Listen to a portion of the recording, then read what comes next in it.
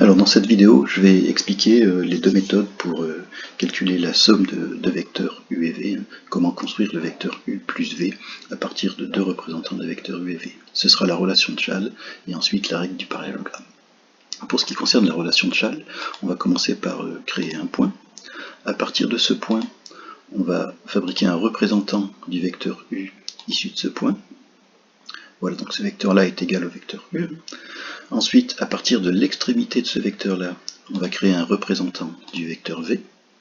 Et le vecteur somme, c'est tout simplement ce vecteur-là qui a pour origine le point de départ et pour extrémité l'extrémité du second vecteur. Voilà ici le vecteur somme u plus v.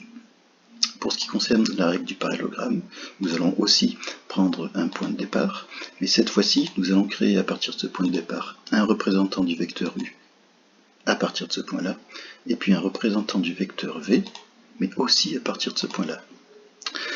Ces deux vecteurs ayant la même origine, nous allons pouvoir tracer un parallélogramme ayant pour base ces deux vecteurs. Voilà. Et mon vecteur somme, ça va être ce vecteur-là, qui est la diagonale du parallélogramme ayant pour origine l'origine des deux vecteurs. Évidemment, donc je vais effacer ces deux